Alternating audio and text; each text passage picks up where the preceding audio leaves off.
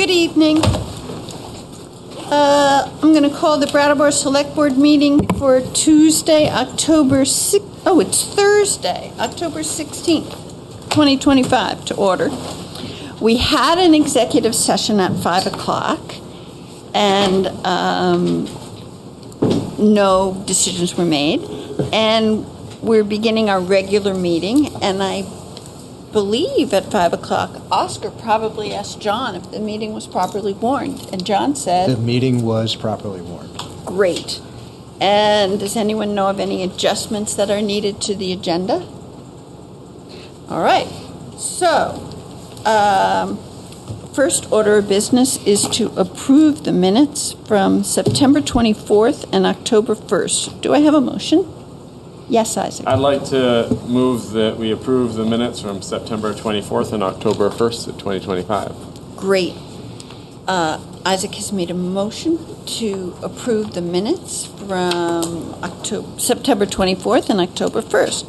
All select board members who agree, please raise your hand and say aye.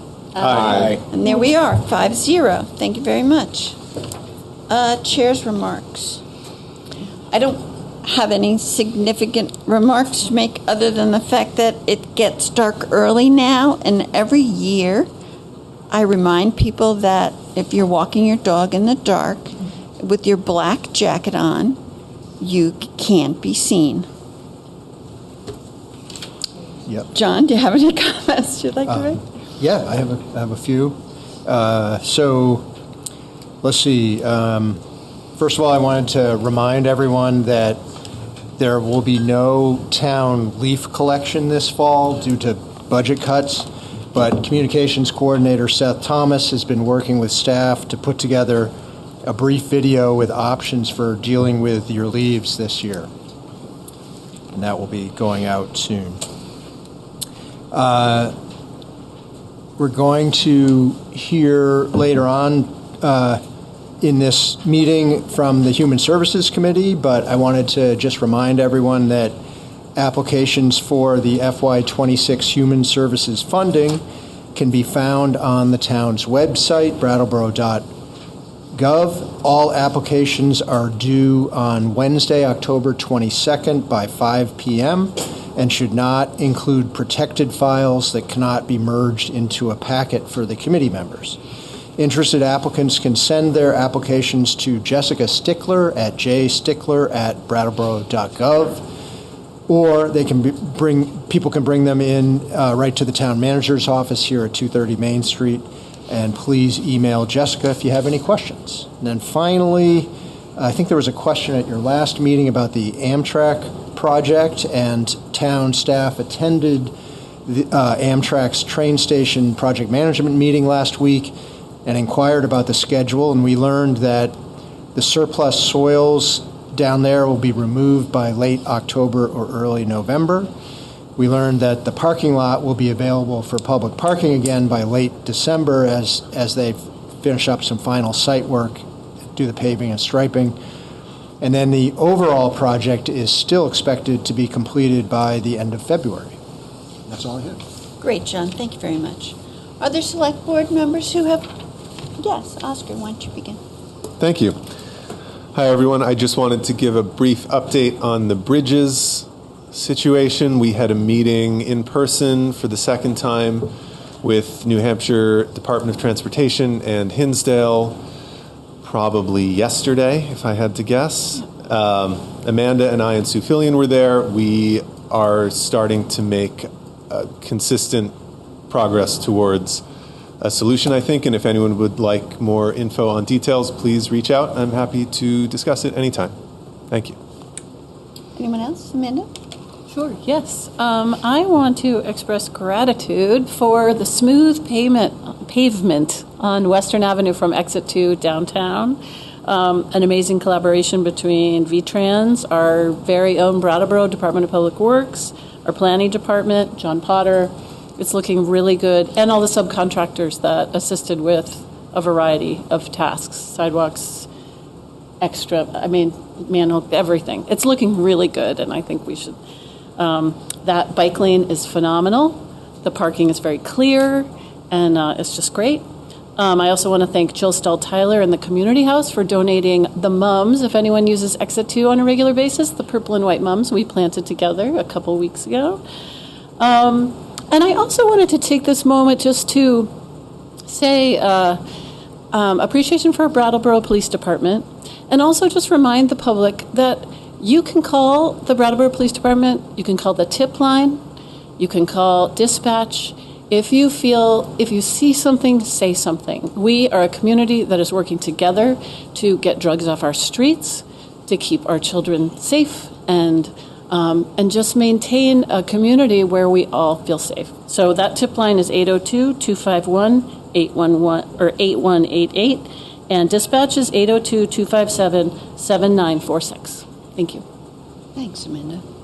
How about this side, gentlemen? All right, great. Let us proceed with the public participation.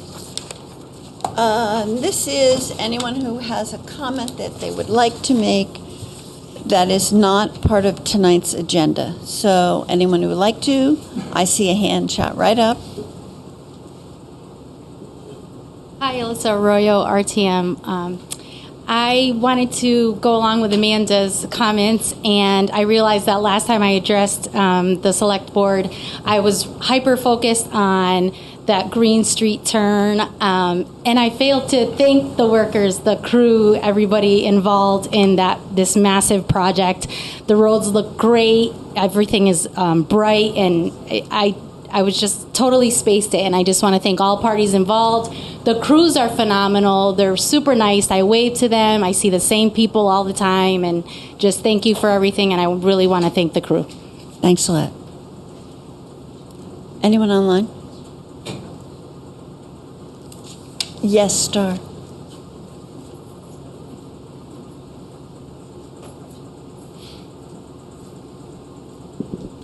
Hi, Star Latronica, Library Director for the Brooks Memorial Library right next door. And I just want to remind everybody that the Brattleboro Literary Festival, the 24th year of this amazing gift to the community, starts tomorrow night at 7 o'clock at 118 Elliot, and will carry on all day Saturday and Sunday.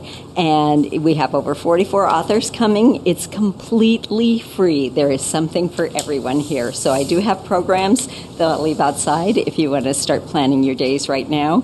But I hope to see you at some of the events. Thank you, Star. Dick, did you have your hand up? Thank you, Dick DeGray.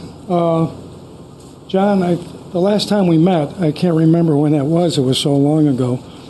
You gave us good news about the light synchronization from VTrans. My next question is, how are we doing with the railroad for the piece of property that we need an easement for to put that sidewalk in that we've been talking about for 7 months, and the status on that? The other issue that I have noticed with this nice line striping on Canal Street by the co-op,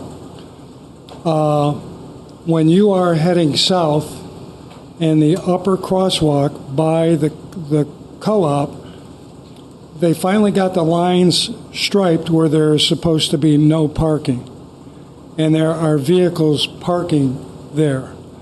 And when there are vehicles there, you have to slide over the yellow lines, and you're heading towards the traffic that's heading north. And I think it's a very dangerous situation. I would hope that the police are perusing that area and ticketing cars that are parked in that spot, because it's very dangerous. I actually talked to Public Works about it, and I suggested that they make sure that they print no parking where they just have those white lines. But today when I was driving down Canal Street, whoever provides a cleaning service for the co-op had their big rig there, and you have tractor trailers coming up, and they really have to swing over into the other lane. And I think it's a really big safety hazard. Thank you. Thank you. Anyone else? Do you want me to address any of Pardon me? Do you want me to address it? If you would like to, yeah. So, Dick had a question on the railroad easement. My understanding is that we have made contact with the right people at the railroad now and have exchanged drawings, basically, and they are currently reviewing them to see if they would grant an easement over their property to the town. So, the traffic lines, we will certainly take a look at that and see if there's something that could be improved on that marking there. You're welcome. All right, that was noisy. So, John, would you like to give is there anyone else from the public who would like to speak at this time? Okay. John, would you give us a thumbnail sketch of the consent agenda items? Sure. Yes, there's 7 items on your consent agenda tonight, Board. If you approve this agenda, you'll be approving a $48,300 change order for the William Street retaining wall project to set the anchor rods deeper in the bedrock. You'll be committing up to $12,000 from the Global Warming Solutions Fund to be used for solar street lighting on Elliot Street. You'll be approving a parade permit for the annual Horribles Parade up Main Street on Halloween. You will be ratifying the low bid for FY26 fuel oil from Discount Oil and Kahn for $2.495 per gallon. You'll be approving a parade and open air permit for the No King's Day event on Saturday, October 18th in downtown Brattleboro. You'll be renewing a third-class liquor license for Echo Restaurant and Lounge at 69 Main Street. And you will be renewing a first and second class liquor license for Hool's Wine at 972 Putney Road. Great. So, is there anyone who'd like to, on the select board, who needs to pull an item from the consent agenda? I'm good. All right. I will accept a motion to accept the... I'll motion that we accept the consent agenda as presented. Great. All select board members in favor of approving the consent agenda as amended, please raise your hand. Aye. 5-0. Thank you very much. Okay, regular business. Oh, the first one is a very delightful topic. John, do you want to, is there anything you want to say to introduce? Sure. We have, your first item is the Brattleboro Festival of Miniatures, and I would invite Melany, Kahn, and Kate Traskas to come up to the table here and tell us a little bit about your event.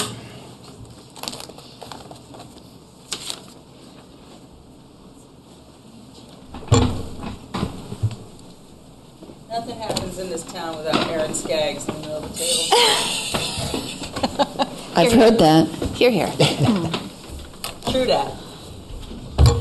Well, Thanks for having welcome us. very much. Thank you for coming, and I can't wait to hear this presentation. Melanie, do you want to begin? Sure, I'll start. So I'm Melany Kahn. For those of you who I'm making your first acquaintance, I spell it with a Y for the People at home? people at home. I am a Brattleboro resident since 1968 when my parents bought a farm in West Brattleboro, which I still to this day own. And we've been deeply involved in this community for many, many decades. I am also randomly, in addition to being a mushroom forager, a miniature enthusiast. And came up with a rather harebrained, but it turns out popular idea of having a miniature festival in our town at Christmas. And one might ask, why would we bother to do such a thing? At the core of it is that it is an economic development program for Brattleboro. So Destination Brattleboro, all of the stores, all of the storefronts, all of the nonprofits, galleries, restaurants, schools are going to be involved in presenting the Main Street, our wonderful, beautiful Main Street, which has the most magnificent windows at any town in Vermont, with small and tiny scenes of their choosing And it's all being sponsored and supported and presented by the Downtown Brattleboro Alliance. So I'm going to pass it over to them and then wrap up with a little bit about what you might expect come December and why we're presenting this to the Select Board. Sure. So Downtown Brattleboro, the DBA, we have had a long-standing working with the holiday decorations and the lights downtown. Last year we did a holiday pop-up market in the Sam space. And so Melany approached us with this idea, and we thought, how brilliant. Let's add this to kind of the repertoire. We've been doing a holiday window contest the last couple of years. The stores have participated, and they get a prize. And so this really ups that tradition. It's really going to, we think, enhance our visitors' experience. And it also provides something novel and unique and nostalgic, I think, for a lot of folks to think about, coming and peering into the windows, and that being an invitation for folks to come inside and see the stores. So as Melany was saying, our businesses have overwhelmingly jumped on the mini train and are being very creative in how they're interpreting this concept and really making it true and authentic to their unique stores. So that's just a teaser. You're going to have to come down and see it. But we really want to thank Melany for gifting us this idea. And Vermont Tourism is very excited about it. Vermont Magazine just spent a whole day with Melany at the farm. We are underwriting on VPR, so I think there's a lot of positive press also and far-reaching that will attract visitors to the region and to downtown. All I really have to add is that really at the core of most of what DBA does is inviting people to come downtown and fall in love with it. And I think that this initiative, while it's certainly an economic development initiative, I think it's also really about inviting people down to the space to feel connected and to feel welcomed and nostalgic, like Kate said. That's the part I'm most excited about, is locals and visitors and all of the merchants. Everybody is so thrilled and excited to see how this plays out. And I'm going to wrap up because I know we have a little sliver of this meeting and you have much more boring things to discuss. But if I was going to ask you how many merchants and nonprofits and restaurants you thought signed up to be involved in this, throw some numbers out. How many do you think storefronts are involved? Oh, it's okay. You can participate. 15. How many? 7? 30? 40, 50. Come on, guys. You don't trust your down pound. We went through a list today. We have over 100. Wow. We went through the list today. We have 100 participating nonprofits, restaurants, bars, galleries, merchants. Everybody has signed on to this project. Libraries, that's a nonprofit, libraries. And not only with their windows, but also with events. So every single weekend of the walk, we have events. We have Sandglass Theater. We have the museum putting on, of course, a Mad Hatter Tea Party with model trains in the train station. We have all 12 schools in the district working on their doll houses that were delivered to them this week so that they can create spirit houses and then come back and show them off in the Boys and Girls Club. And Chesterfield, because I live in Chesterfield and Aaron's kids go to school there. So we are so beyond excited to see the enthusiasm for this project. We hope that, we already got a lot of buy-in regarding parking, which we super appreciate. I do want to do a shout out to Matt Marian's window at Boomerang. He's been like my, we're not going to get there, you're not going to get there, oh, you're getting there, oh, no, I'm going to be the one that has to stand up and say I was wrong. So his display is going to have a whole miniature boomerang with a window inside where you can see the window up above, and all of his cars in front that he's doing all have little orange, yellow parking tickets on them. They all do. But if you want a sneak peek, one of the windows in the Sam space has a sprinkling of ideas around what businesses are doing and some pieces that we have already placed around. I should mention we were at the Welcome Center in Guilford for a full month as well. Yeah. So the buzz is out there. We welcome all of you to come and participate, and we're excited. Any questions before we jump off?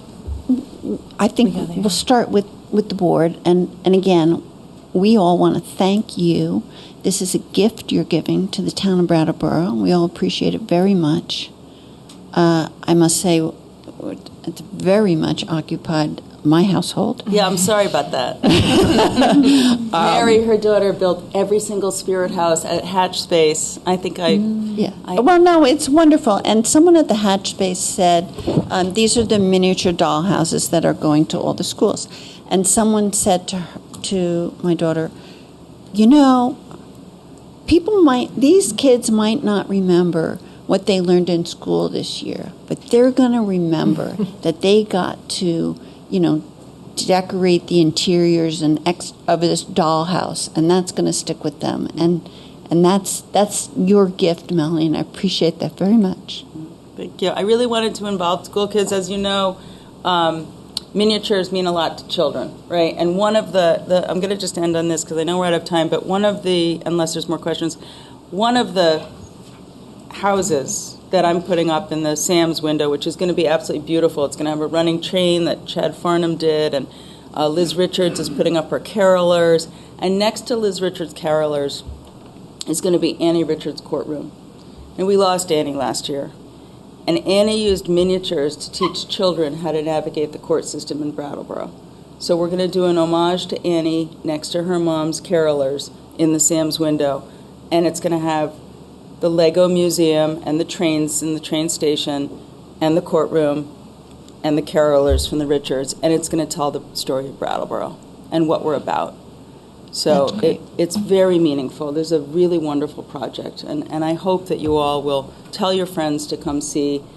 We can be both and. We can be creative, we can be artistic, we can be whimsical, we can be family friendly, and we can also have struggles and challenges. And we can be both things. And we can lean into both just as heavily.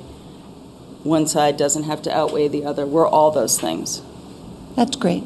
Other comments? Just This is terrific. Thank you. Thank you. Oh, sorry. Go ahead, Peter.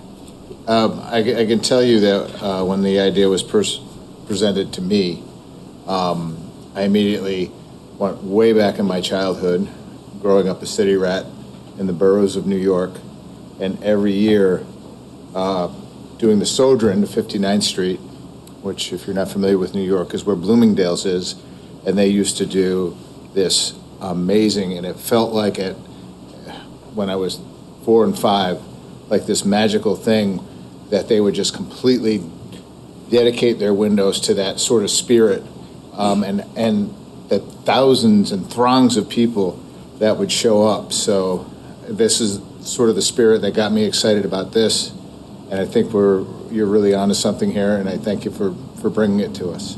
By the way, Peter's not doing his own window. It's That's getting right. done That's for him. important. He's getting Important a note. full ski slope in his window, courtesy of the DBA. And I talked to the maker today. It's amazing. He's going to have a beautiful window, but he's not lifting a finger. Nothing. Well, except that he said yes.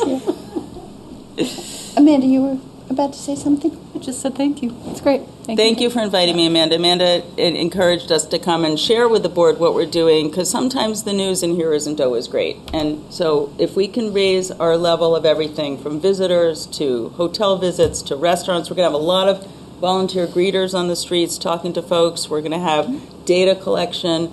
We're going to have a mini museum pop-up at the Latches Theater. There's going to be so much going on. You're not going to be able to miss it. But if you want to get involved, just jump on the DBA website. There's lots of ways to become involved as a volunteer or in any other ways. Somebody might draw you in to make a mini if you're not careful.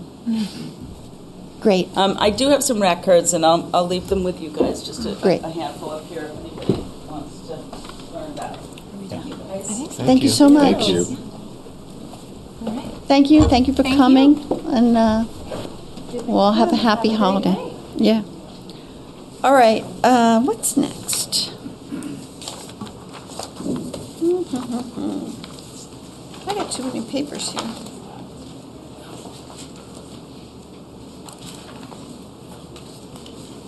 Human Services. Human Services. Thank you very much.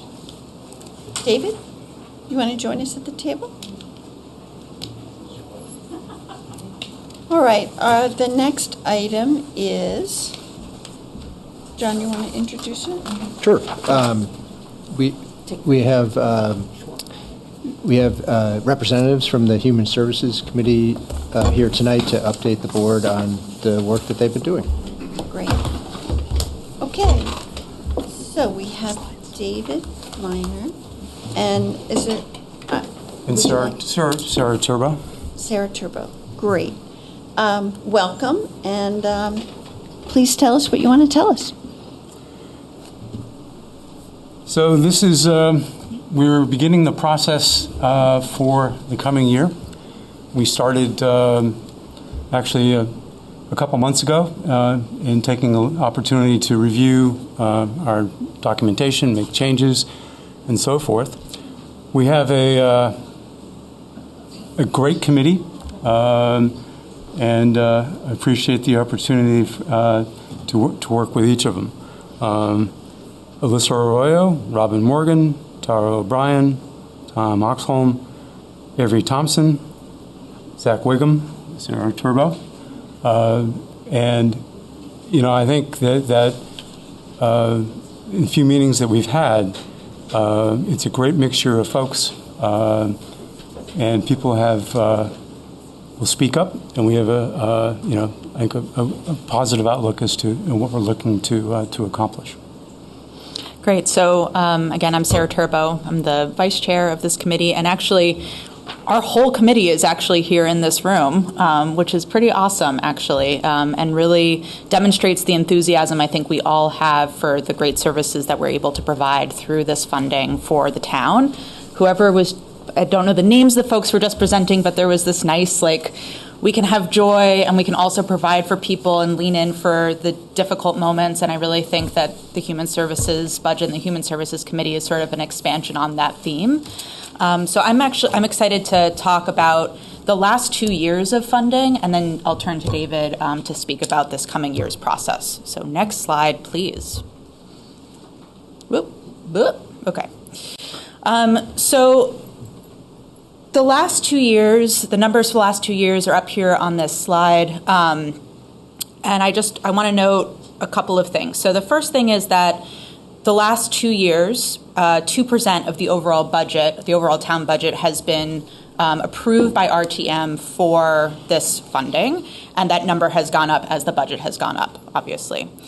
The second thing is that to note that in fiscal year 25, we got far lower than the amount that was allocated by RTM. The requests were far lower than that. Last year, the requests were far higher than that. And so that was a really interesting change to notice how many more organizations were requesting more funds from the committee and from the town. The third thing is that in fiscal year 25, we took a look at the amount that was requested and the amount that was approved by RTM, and we made some really frugal and thoughtful decisions about making sure that our money was being spent well, and we actually didn't propose that we spend all of the funds that RTM had allocated to us. So as you can see, that amount was $367,810 to 38 organizations. And that was really due to the rigor of our process, which we're going to talk a little bit more about. We really thought about, actually, we don't just look at the organizations and say, this organization's looking for this much money. Okay, great. And we have enough funds to give to everybody, and so we're just going to give everybody what they're asking for. We really think about, do we actually think that this funding to this organization is warranted? this past year, because there was such a large amount that was requested to really worthy causes and really worthy organizations and really worthy efforts in the town, we did present to RTM, and it was approved to spend the full amount that RTM had proposed that year, or had approved that year. Last year, we only have the numbers on this from last year specifically. What that actually came down to was about $69 for the median household here in the town, in terms of what taxpayers are paying towards this amount of money that's going to all of these 42 organizations that we were able to fund last year. And the return on that is really pretty amazing. We tallied up the number of users of all of the different services that we are funding, and it was 25,000 25,000 service users, which is twice the number of people in Brattleboro, which means that on average, each resident was using 2 services that we were funding. So we're really proud. We're really proud of this funding and how it's serving the community. Next slide, please. So last year, we did a bit of a breakdown into the sectors that the money was going towards. The largest chunk, 51%, was addressing some of the major issues that I think we all agree are facing the town. So substance use, mental and physical health challenges, housing, victim support, and safety services. 19% was going to food access, and I'll remind everybody that last year there was a huge increase in the cost of living and a huge increase in the cost of food, and so that number was really significant. And then 30% to youth, elder, and disabled services.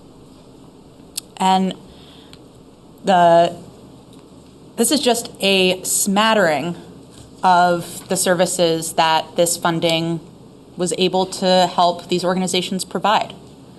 And it really gets down to the nitty-gritty of what do people need to be using every single day. So dental care for the uninsured, space for 12-step meetings, overnight shelter, meal delivery for homebound seniors, tons and tons and tons of food to our food pantries that had an enormous increase in demand in the last year, and we expect that to increase.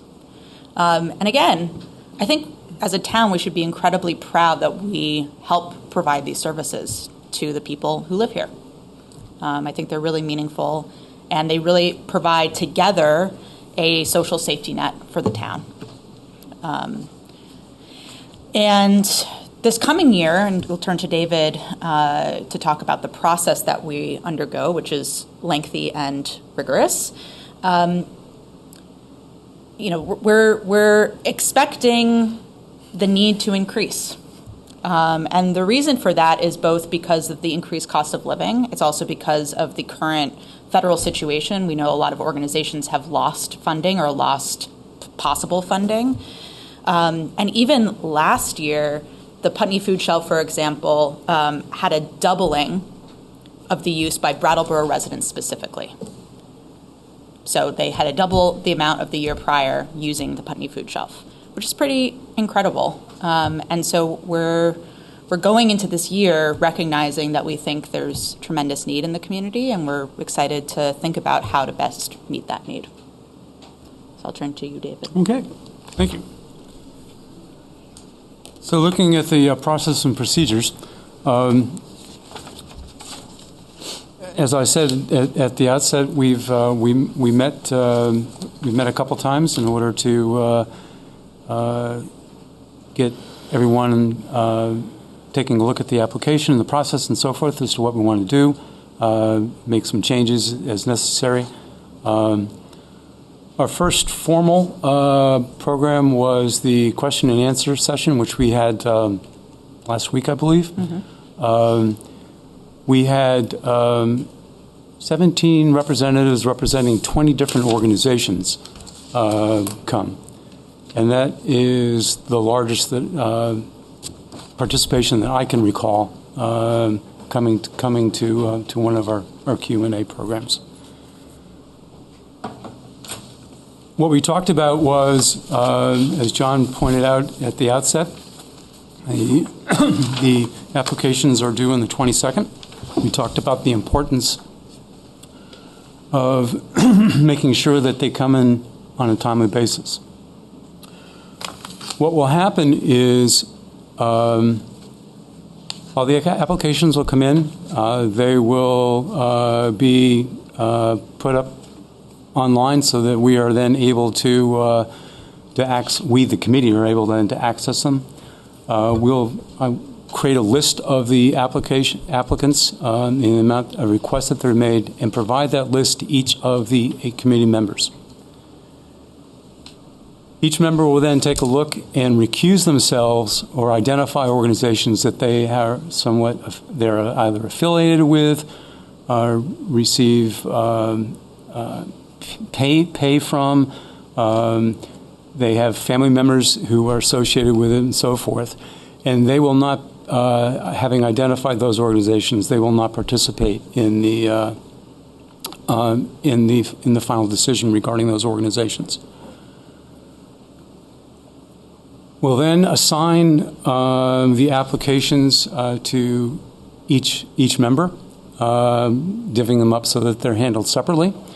And then we spend the next 4 or 5 weeks, 3 hours or more a week, reviewing each application. The committee members will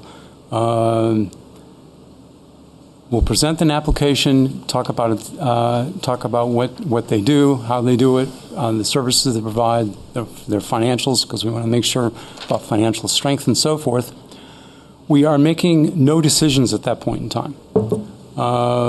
We are not talking about the merits of the organization. All we're talking about is what is presented. We then get through all of that, and then what we do is we meet, we go into deliberative session, or actually, I'm sorry, each member then goes through, we have a rubric score system, and each member goes through and then scores each application. The totals then are sent to me, and put the totals out for each organization. Now, with 8 people, there'll be organizations where there may be 1 or 2 people have recused themselves from making any decisions. And so what we'll then do is take each organization and divide their total score by the number of committee members who are voting on it. So if there are 2 recusals, the gross will be divided by 6. If there's 1 recusal, the vote will be divided by 7. We then take the average and list all the average so that we're then able to see the weighted score for each organization. At that point, we then go into deliberative session. At the deliberative session, anybody who's recused will be excused from the meeting as we go through and discuss those individual applications. And at that point, we begin to make the decision as to how the scores look. Once we get through all that, then we'll make the decisions about allocating the funds. Now, as Sarah pointed out a couple years ago, we had fewer applications or fewer amount requested than grant requested than what had been allocated. What we did though is we went through each one, we weighed them, we weighed the merits, we turned down some. What we did is, and we did not grant full request to everybody. This last one, where we had $770,000 requested, almost $300,000 more than what was allocated, we had to make some serious decisions. And so we went through and application by application, weighed it and made some decisions, and we came up with our list. We sent out then notifications to the organizations that we had denied, and provided them an opportunity if they wish to come and meet before the committee, and talk about what they provided, who they were, and so forth. We listened to those that did come back. We went back into another deliberative session, and in some cases, we did grant some money, and so we had then to make an adjustment. Once we got through all that, we then provided the list to be published by the town. One change that will take place this year is that we will post on the Human Services page on the town website what the score, what average score was for each application. We will not put up the individual member scores, but you'll see the average score of the total application. And then we spend the next few weeks putting together all the work and documentation necessary to give to the town to be able to publish it. It takes 40 hours or so, 50 hours or so between the last middle of October through the end of December to get everything completed. And hence the importance of getting your applications in on time. We have to hit the ground running. And once again, I thank all the members of the committee because there's a lot of work to be done, a lot of consideration to be done. And we treat this with enthusiasm, and we recognize the importance of what we're doing. Thank you. Well, David, Sarah, and all the committee members, thank you very much. I'm sure we have a lot of questions, but before we begin, I just, again, want to thank you not only for the work that you do, but the time you put into it. Where do we want to start? Isaac, do you have comments or questions? Just want to express my gratitude for all of your time and energy and the rigor, the process that you have to evaluate these applications and help support these important initiatives in our community. Thanks. Thanks, Isaac. Peter? Anyone else? Do you have any comments? I do, but I didn't know if somebody else did. Go right ahead. Okay. Thank you for your explanation of your process. I am wondering, does the general public have access to see the applications prior to your approval? Is that something that is part of the process? The applications aren't posted. That aren't reviewed. But what we do is that our meetings where we discuss the applications are open to the public, and certainly they're welcome to come. I think one thing that we probably need to do this year is we will try to post the applications that we will be reviewing, so that you can see the list of the organizations that we're going to be going through that day. We do have a 3-hour time limit. More than 3 hours, our heads begin to hit the table. So if we don't get to a particular organization, we'll pick it up the following week. But we'll put that out there for everybody to see. So the applications are not. The general public is not eligible to see the applications, but they are eligible to see the list of organizations applying prior to granting. And what we'll do is that we will have the application available and to be reviewed as we are discussing it.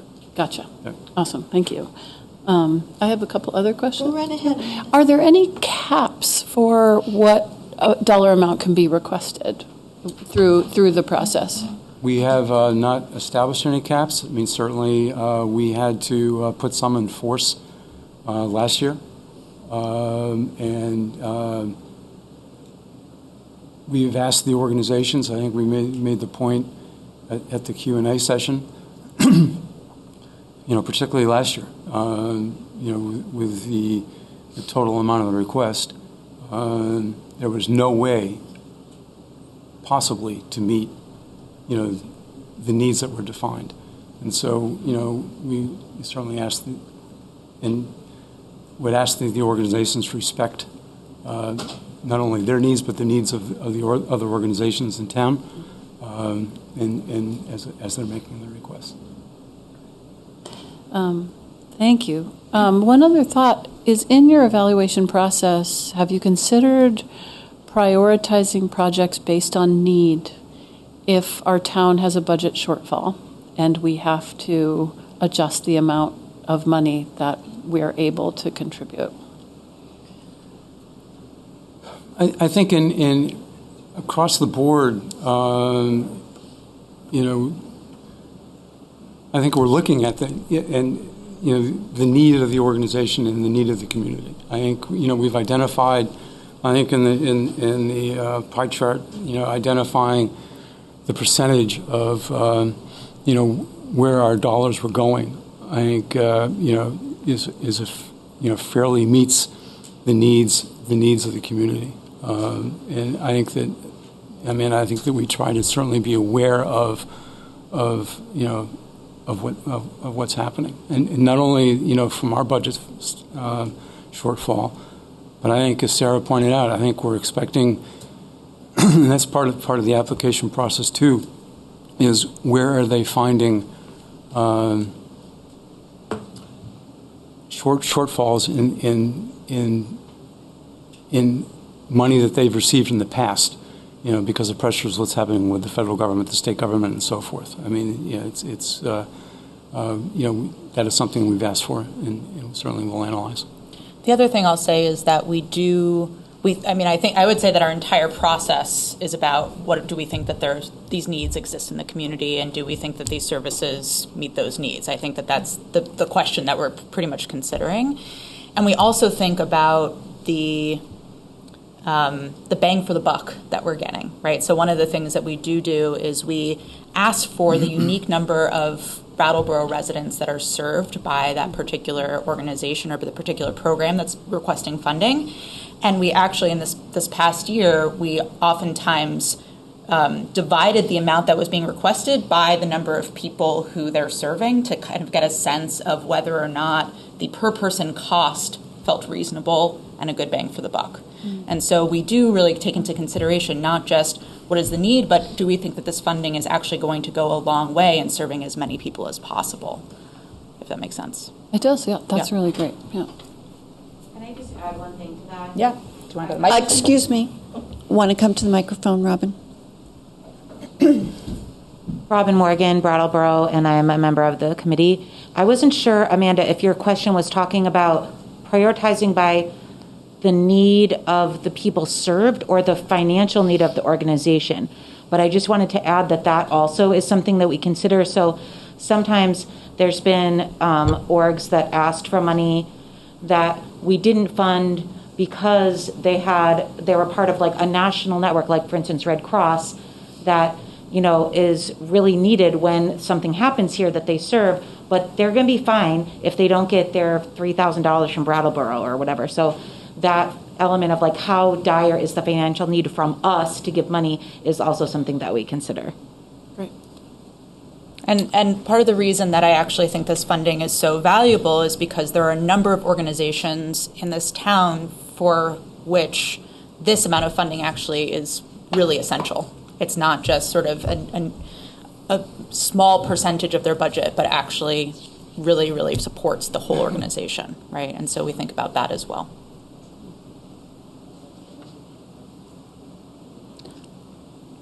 Avery, did you want to add something? Avery Thompson, I'm also a member of the committee.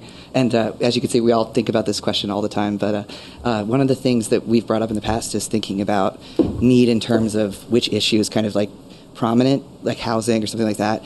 And what we've come to is that we don't actually, I think I adjust there. It's not for me.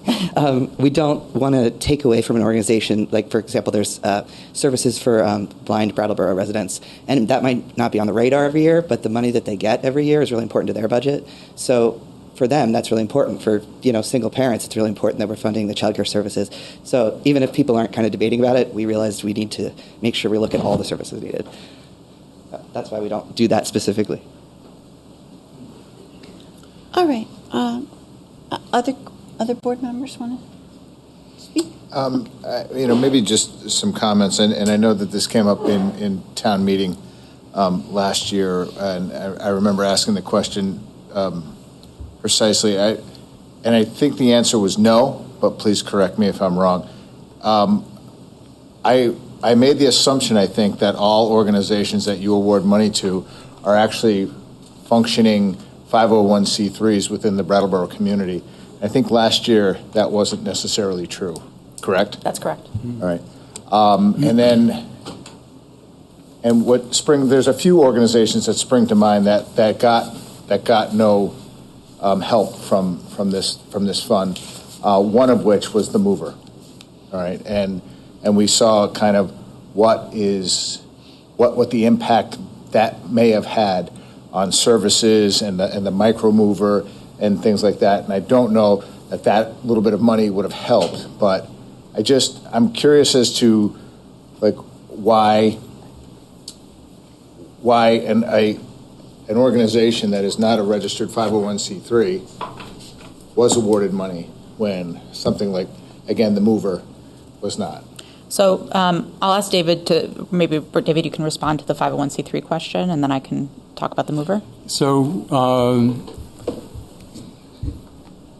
Seth, if you could bring up the application. So on the application, we are asking for an EIN number. We are asking if they have a 990. We are looking for nonprofit status. There are some nonprofits that may be affiliated with an organization, and so Peter, we are identifying, trying to identify, the nonprofit status, the nonprofit functionality of each organization. So, with regards to the mover was a pretty special example, actually. When the mover came to us the year prior and asked for funding, we were really, really clear that we didn't believe that public transportation was under the guise of human services. We didn't think that was actually necessarily an appropriate use of those funds moving forward, but we thought it was such a valuable program that we said we will fund this program as a pilot program in the hopes that the town or that the mover finds other funding sources elsewhere, from the towns that it's serving, from the state itself, from downtown businesses whose employees make use of that service, things like that. And we were really, really, really clear this is a one-time offer only. We were clear in our cover letter to RTM, to the Selectboard, et cetera. And then the mover requested funding anyway. And so we couldn't say, you know what, you're right. We're going to actually not do what we said we were going to do. So that's why we decided to not fund the mover. There's a lot of things that fit under human services. We think public transportation is a different public good that ought to be provided in part by government, but different budget. Yeah, and again, I'm not just singling out the mover. It's just the first thing that came out. Mm-hmm. There were some faith-based charities, I think, that didn't get any funding as well, that provide food and meals to people who are food insecure, that also didn't get funded. Yep. So, I just used the mover as an example. So each organization that you're going to bring up, we will have a good reason for why it is that we didn't fund them, right? We can go through each one if that's helpful. But again, we're really thoughtful. Why this organization? Why not this organization? And the organizations that have been funded in the past that are not formal nonprofit organizations also provided really vital services, we felt, right? And a lot of them are fiscally sponsored by other organizations. And so we're adding this additional piece of rigor around financial transparency, financial viability to ensure that piece of it. But we want to make sure this is a town that is often served by small and scrappy efforts, and we want to make sure that those small and scrappy efforts, if we think that they're warranting funding based on our analysis of it, should get those funds. Okay, thank you. Oscar, do you have comments? No, I don't think so. Not right now, but thank you both. I would love to follow up with one more comment, if that's all right, Chair. I'll share mine. The reality of our budget situation for the town of Brattleboro is it's difficult. And we're going to go into another difficult budgeting situation for our municipality, facing the exact same challenges that all of our nonprofits are facing currently. So I will ask from my seat at the select board table to, if we question, if we have concerns, it's not because we mean to do harm, it's because we share the exact same financial stress. Don't I wish that the town of Brattleboro could say yes to 100% of everything, be exceptionally generous, give more, but the fact is we cannot. We will try to the best of our ability, but please do not villainize us for saying, I'm sorry, we can only do this much. We wish we could do more. Anyway, that's that. I'll just say one thing in response to that, which absolutely, I think we're all looking at a pretty dismal financial future across the board. And, you know, every member of this committee is also a taxpayer in this town, and so we are thoughtful about the tax burden as well, and we know that there's a lot of different considerations that you all are making in terms of the budget as a whole. And also, my argument has always been that there are services that these organizations provide that in a town of a slightly larger size would be provided by the town itself as a budget item. And instead, we are really, really lucky that we have these nonprofits that are providing these services. And the bang for the buck that we're getting from this amount of money is far and away more cost effective than it would be if these organizations weren't filling those particular needs. And so thinking about the sort of cost benefit of that is something that I would ask y'all to consider as well. Okay, my turn. Again, thank you for coming and thank you for the work that you do.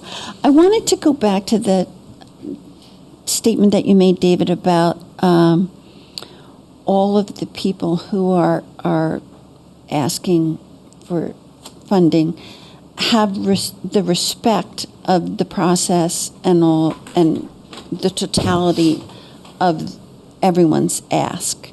And because I've seen in my time, not just on the select board, but as an RTM member,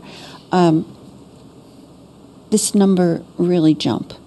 And I'm talking not just the number as a whole, which is approximately $500,000, but each individual ask, in some cases, have really ballooned. And I think that it's getting away from the intent of our mission, our human service mission, which was to indicate municipal support, but not to take on such a large role in an individual nonprofit's finances. So we're saying, you know, like there were several big jumps. Like when I first joined the select board, the amount was probably $100,000 in total, and nobody really asked for or got more than $5,000. And now it moved, and some places get $20,000, and last year somebody asked for $100,000. So I want to really know. I think you need to have some sort of a threshold to talk about that with all the nonprofits, because I think, you know, you use the word respect. I'm concerned that there's a disparity there and that respect is being lost. And the reason that I'm asking is that the select board has a responsibility within the budget process to the taxpayers. And I'm worried that the mission and the original spirit of this program is getting lost unless you demand that respect of everyone respecting the process. Sure. Hi. So what did you think the mission or the original spirit of the program was? You said it's getting lost. What is it? That we would be demonstrating municipal support for all the various nonprofit services, but not so much as to be a major contributor of their financial picture. And I think that spirit has gotten lost. Would you like to comment on that, David? Yeah, I think I certainly appreciate what you're saying, and I think that the tenor of what was happening changed last year as organizations were encouraged to apply for whatever they thought they needed, and $770,000 spoke to that. I mean, I was flabbergasted at the amount of the request. Well, maybe they could be disencouraged. Well, so we did talk about that at the Q&A, and as we'll get through the process, and I think that we will. As we were reviewing it, we really had to actually go through, and that was part of the decision process. This is too much, and so people had to be, organization requests had to be cut to, so we could get to down to the number. I think we'll see what comes through.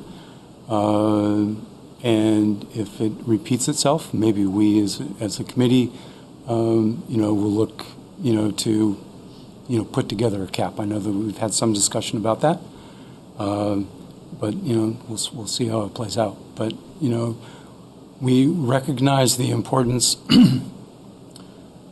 that we've been allocated up to a certain amount.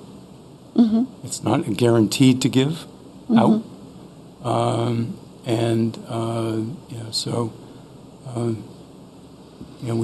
We take that responsibility seriously. Well, thank you, David. I'm very glad to hear that. And I know, as Amanda said, this work is appreciated, but it is part. Our municipal finances are being very closely watched by every taxpayer, including the five of us and your committee members as well. And we're in this together. And so, municipal services are being looked at very carefully. And I think, your program needs to be part of that very close scrutiny. And so I thank you all again. And let's hear from the public.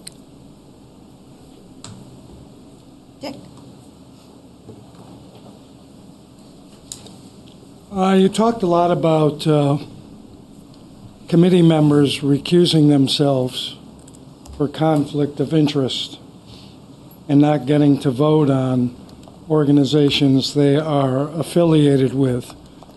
Can you tell me how many of those organizations have been denied funding that a committee member belongs to? Off the top of my head, I can't tell you, Dick. I don't know. Have any? Not that I'm aware of. No. Interesting. And the committee knows, that I have a real craw, and I'm not Dick, here to speak. you speak to me. Okay, thank you. I would like to speak to the committee, but I'll speak to you. I have a real craw that an organization has applied for funding and has been denied the last 2 years. They feed more people in Brattleboro than probably several restaurants in town. And the word that is used is precedent. And I really get tired, and I said this last year, so it's not anything new that the committee members haven't heard. And I'm not speaking for that organization. I'm speaking in frustration because I know what they do, and then the organization, I believe, the committee hides behind the affiliation of church and state in the word precedent. The board does many things in many organizations that when they do it for a first time, it's a precedent.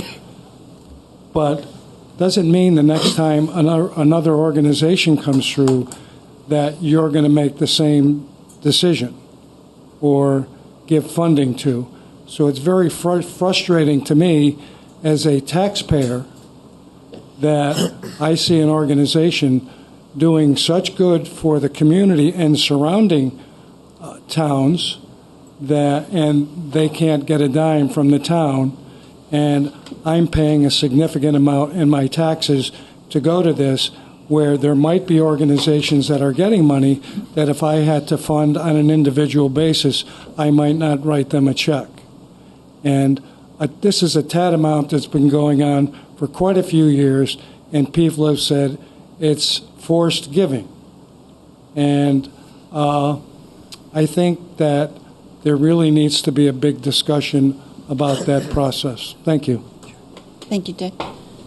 David, do you wish to comment on So, yeah, go ahead. Talk about St. Bridget's. Mm-hmm. So, excuse me. I know that the organization that Dick is talking about did speak to town council, and they provided guidance as to what would probably need to take place. We as a committee also talked with them specifically about pathways. What would have to take place in order to be able to meet the needs, and I think that I thought that conversation went well, so if they've been able to do what we talked about and what we outlined, I know that they were talking about changes in presentation and formatting and accounting and so forth, which they knew that needed to be done, then certainly they're welcome to apply again. Thank you, David. Are there any more comments from the public? Great. Can I just say one more thing, Elizabeth? I just to get to the point, Dick, that you made about funding things that we wouldn't necessarily personally believe in or make use of. I don't have any children in this town, and my tax dollars go towards paying for the public schools here, right? I think that's part of what it means to be a taxpayer in a community is we vote. We get to be a part of the decision-making process, but ultimately our tax dollars go to what those votes make decisions about. And so RTM has approved this funding. I hope that it's continued. And I understand the frustration that there may be some efforts that people wish they weren't being funded, but I think that that's across the board as being a citizen in a public society. Thank you very much. Thank you for coming. Thank you for this discussion. Thank you. I appreciate it, and I appreciate your work. Oh, thank you for the opportunity. All right. Bittersweet Lane request. John, you want to tell us about that? Do we have representatives from Cersosimo Lumber here? Invite you up to the...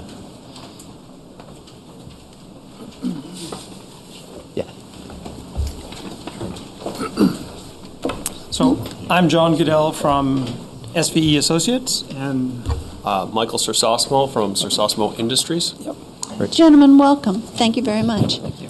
Okay, so John, do you want to introduce the topic? So we've had a request from Cersosimo Industries to have the board reconsider the decision about Bittersweet Lane, which is a 500-foot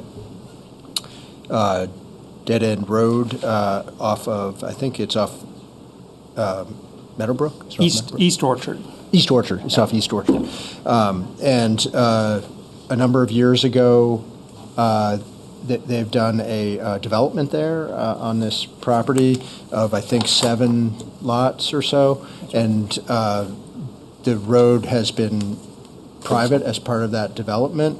It came before the board in 2016, and the board did a site visit and considered whether to turn that into a public road and have the town take over maintenance of the road. And at the time, the board denied that request, but they said, why don't you come back when more of the development has been built out? And I think our recent request from Cersosimo Industries is letting you know that the development has been built out now and requesting whether it's time to consider converting it from a private road to a public road. And I guess I would invite you guys to expand on that, or if I got anything wrong there, please correct me. I guess the one thing that I would add is that it was a 2007 development that had a development agreement with the town that specifically, from the very beginning of that project, contemplated building the road to town specifications, and ultimately that the town would take it over as a street. And the condition 10 of that development agreement between the developer and the town read that the developer shall not submit a petition to the town to accept ownership of the road until such time as there are a minimum of 3 occupied new homes accessing the road. So it was very much discussed and part of approvals through. And now all 7 lots have been sold, and there are 5 houses currently there. Appreciate that. That sounds great. Yeah, so the board, but what staff are bringing to you is a proposal or recommendation if you wanted to consider the possibility of accepting this as a public road. The process by which you would do that is to schedule a site visit and a public hearing, notice the neighbors, notice the public in general, and then do the site visit, hold a public hearing, and determine whether the road meets your standard to consider is whether the action is in the public good, public convenience, and public necessity. And so we could do that sometime in the next month or so if you wish to do that, or if not, there's nothing compelling you to do it, but I would think at least taking a look at the site and holding a public hearing could be a good faith measure towards this request. Great. Are there members of the board who'd like to comment? Yes, Esther. Having looked this over, I think we should do it. We should set up a site visit. Anyone else? Okay. Let's hear from the public, and then we'll take a vote. Would someone like to make a motion? Oh, Dick is. Oh. Just let us make the motion first. All right. And then Dick. So I'll make the motion to adopt the resolution authorizing submission. Oh, let me read the right one. Yep. Okay, I'll go. I'll do that one now. Spoiler alert on that one. Apologize. That's because the glasses are on the top of your head. Yeah. Well, these are for seeing far. All right, I'll make the motion to lay out Bittersweet Lane from the intersection of East Orchard Street to its terminus as a Class 3 town highway, and to conduct a site visit on that matter on November 18th, 2025, beginning at 4 p.m., with the public hearing to be conducted afterward that evening at the Selectboard meeting room. Oh, that's very specific. Thank you. All right, Dick, did you want to discuss it? I strongly support this. I was on the board in 2016 when this came before us. They did have a development agreement and do still have that development agreement. I believe the discussion was more based on the number of houses that were built, but I still felt that with that development agreement, this should have been adopted by the town. So I hope that this process goes through, and I hope all 5 of you fulfill the town's part of the bargain to adopt this as a town road. Thank you. Thank you. Anyone else from the public wish to speak? All right. I'll just have a few comments. What I note from these words is that we're likely to spend about $7,000 a year, but the taxes that are paid are probably 4 times that.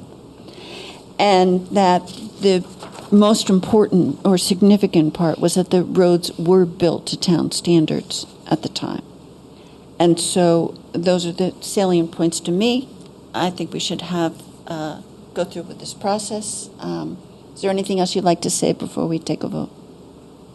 Michael, anything else on that? No, I think it's fairly cut and dry, and it's just time to go look at the road again. Great. Okay. Can I just ask a couple of clarifying questions here? Sure. I mean, having the last time we went on a field trip was Detman Drive. I don't think there was any question as to us taking ownership of that bridge so we could rebuild it and do that. My question is, this does seem pretty cut and dry. Is my motion actually indeed necessary? Or is this something that we all feel comfortable just pulling the trigger on tonight and being done? I haven't seen this road. I don't want to vote without having seen it. Go ahead. And you do need to hold a public hearing, which has not been noticed, so I would suggest you just do it. Well, as I said, then we should just do my motion. Go ahead, Liz.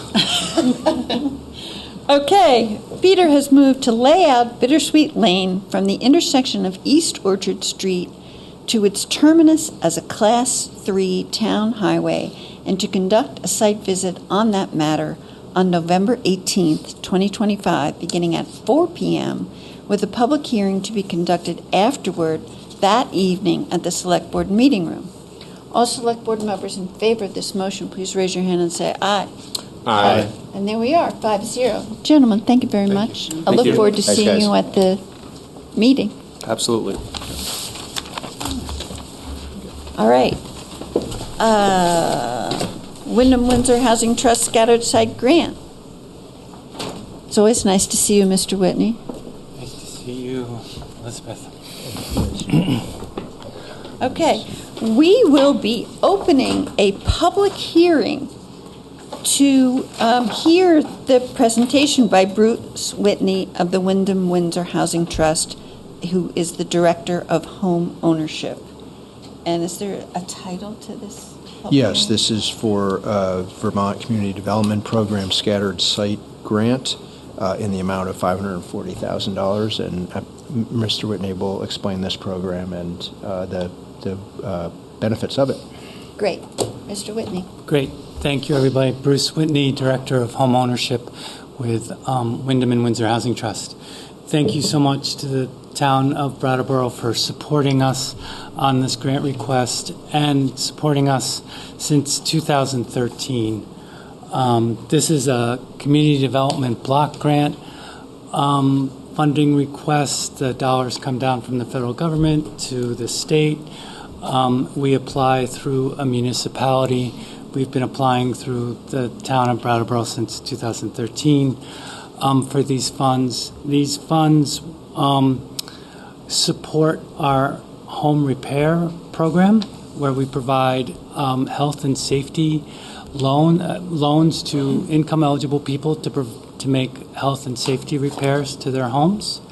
It supports our housing counseling program, where we provide education and counseling to people wanting to buy homes.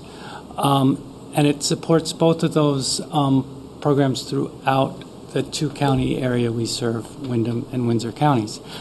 Over the years, around 25% of the people we serve are Brattleboro residents. So our main offices are located in Brattleboro, and we certainly serve Brattleboro to that extent. This is going to fund our program for the next calendar year. And then we go through an enhancement process, and we fund it 2 more years, and then I'll come back and we'll close that grant, and we'll be back to ask for the grant again in about 3 years. This program, our goals for this coming year are to serve 352 households. 27 of those will be completed home repair projects. And then we'll educate about 325 households.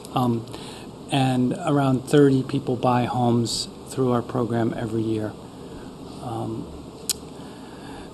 As I said, we started the program in 2000, and we've completed 652 home repair projects over that time, lending out about $7 million, $6.9 million. We revolve these loan funds and lend them out. We do get new capital every once and again from these grant funds. We're asking for $123,000 of new capital. Right now, our capital portfolio is $2.6 million in 250 loans. So $123,000 is going to go into that pool. About $375,000 supports the staff for the home repair program. The special sauce on that program is the construction oversight we provide. It's a loan program, and then our repair specialists go out and look at the home. We have to remediate all major health and safety items we find in the home. People come to us and say, my roof is leaking, and we're like, great, okay.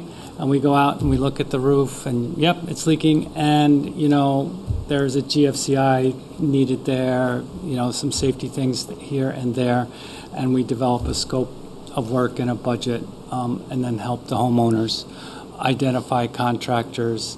We sign a two-party contract and make progress payments as the work is completed. So it's very much a lot of oversight is going into it. So great. That is the program. Wonderful.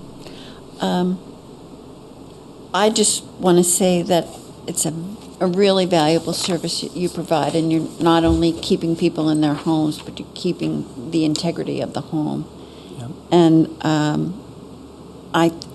Brattleboro is pleased to be the conduit for your work, and it is such a valuable, not only to 25% of your people live in Brattleboro, but the other 75 as well. So Yeah. it's a great program. Yeah. And do my colleagues wish to comment? I'll echo what Liz just said. It's a great conduit for us. I agree. I mean, any program that helps with our aging infrastructure of our homes in the entire state of Vermont is just so helpful. Thank you. You're welcome.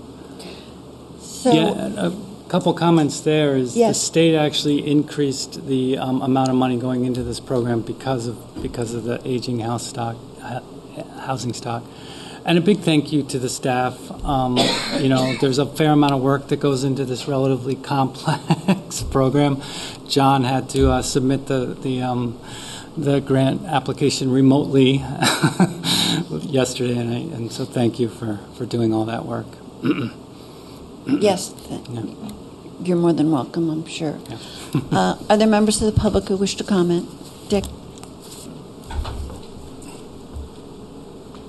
With all the background noise, how much of the $540,000 goes to Windham housing staffing? Did I hear you say 300 and something thousand? 375,000 is going to Windham and Windsor staffing for the home repair program. About 50,000 is going to staffing for the counseling program. So that doesn't really leave a whole lot of money going to the housing repair program. I think that Mr. Whitney said there was a substantial amount of money. Well, that's funding the staff that runs the program, and then 123,000 is going into the loan capital pool from this 540. So there's revolving money, and then there's new capital, correct? New capital, Yeah. and then there's the staff, licensed lending staff, and repair specialists overseeing the repairs and making sure that the contractors doing the repairs. Well, my point is, we're talking about the 540,000, not any other money. And so when you tell me that you're taking 300 and something thousand and then another 50,000, that doesn't leave a whole lot of other money that goes into the criteria of what you're trying to provide. I think it's a great service, don't get me wrong. But when 65, 70% of the money is going for administrative costs. No, those aren't administrative costs. 18,000 is going to administrative costs. 375 is staffing this staff doing the work. 18,000. 18,000 is funding the administration. Sandy Garland paying the checks. Thank you. Better clarification. Yeah. Okay, is there anyone else? Is there anyone online? Then are the tenets of our public hearing been administered? Yes, you could close. All right. Public hearing? I hereby close the public hearing, and I will ask for a motion. Sure. Oscar. I move to adopt the resolution authorizing submission of a grant application for a Vermont Community Development Program VCDP scattered site grant in the amount of $540,000 to support Windham and Windsor Housing Trust to deliver a home repair program, counseling, advocacy, and first-time home buyer services. Great. Oscar has made a motion to adopt the resolution authorizing the submission of the grant application for a Vermont Community Development Program VCDP scattered site grant in the amount of $540,000 to support Windham and Windsor Housing Trust to deliver a home repair program, counseling, advocacy, and first-time home buyer services. All Select Board members in favor of this motion, please raise your hand and say aye. Aye. Thank you very much. Thank you very much. That was 5-0. I would. Let's take our break now, and then we'll go into the Black Mountain Road Discontinuance Project. I'll call the meeting back to order, please, and welcome Dan and Brian to the table. Would you like to tell us about the Black Mountain Road Discontinuance Project? Sure. We got a Transportation Alternatives Program grant to do scoping study to discontinue a portion of Black Mountain Road that has a history of washing out. It will also look at a culvert at the top side of that segment and another one next to Black Mountain Home Park. Both of those are undersized. The one at Black Mountain has caused flooding in the park, and the one at the top is undersized, and if it were to fail, it would wipe out access to both Kipling and to Black Mountain Road. So during a very large flood event, we could have another road washout and also lose those two culverts and cause additional flooding to the mobile home park. So what we're looking at is narrowing the road so that the floodplain, which has been filled to create the road, will be open again. There'll be enough room to convey floodwaters. The road that would remain would be on top of the sewer line. It could be designed to protect it against further erosion. Then we'd be looking to get properly sized culverts at both the top and bottom. And the streamlet is impaired for sediment, and of course having the road erode into it or collapse into it is a major source of sediment. At some point there will have to be a cleanup effort to bring the stream into compliance. This is a cost-effective way of dealing with that by getting rid of a major source of sediment, which of course is what's impairing the stream. It's a high-priority project on the part of the state for clean water. It's in the technical basin plan. So our state partners are very, very enthusiastic about finding funds in the clean water funds to help us execute this project if it proves to be feasible. Great. Dan, is there anything you'd like to add? Yeah, I think, like Brian said, we're looking at that gravel section of Black Mountain Road. It's, in the last 10 years, there's at least 4 major flood events where the brook overtopped the road. We've done some significant repairs. And then on top of that, it's just like, it's so channelized, it's constant that the edges of the road wash out. We're up there armoring it, trying to put it back together. So, I think on top of the environmental concerns, it's a huge maintenance nightmare at this point, and, looking at options for improving it are definitely worthwhile. And you can do this because there's an alternative. There's kind of a circular loop there that people can use instead. Kipling Road to Dickinson, which really isn't too far out of the way. Right. Does everyone know where we're talking about? Okay, good. It's interesting because I know people who use that road all the time, and they're like, "Oh, you're closing your road," and then they came back to me and they said, "Oh yeah, oh yeah, that's a good idea."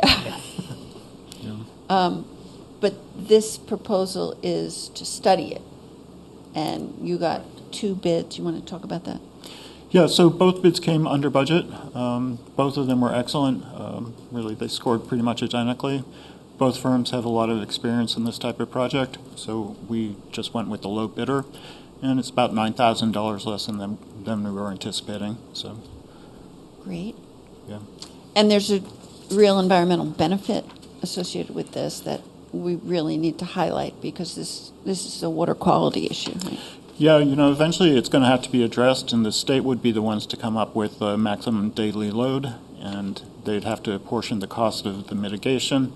But again, this is an action that could probably take care of the problem entirely and prevent that burden from going on to private property owners. Can we get the state to pay for this? I suspect we can get the state to pay for most of it. I'm not sure if we can get them to pay for all of it. And do you know the process by which you could ask the state to pay for this? We've had consultations with the folks who have analyzed the brook before, and they are extremely enthusiastic about finding funding for this. But we'd have to do the study first. We have to do the study, get the cost of doing the project, get a little bit of preliminary engineering so that we can get the permitting done. And the study, is this engineers, like water quality engineers or roadway engineers or combination thereof? Yeah, it's a team. So there's civil engineers, there's people who do hydraulic modeling, and some landscape architects, and then also some folks with multi-use pathway experience in other communities in Vermont. One of the happy benefits of this is we'd have to maintain some access to maintain the sewer line, and that could be used as a multi-use pathway, which would be a nice connection to SIT in particular, because there's you're kind of taking your life in your hand to walk or bike on those roads. True. All right. Are there select board members who'd like to comment? Yes. Oscar, you go first. Thank you.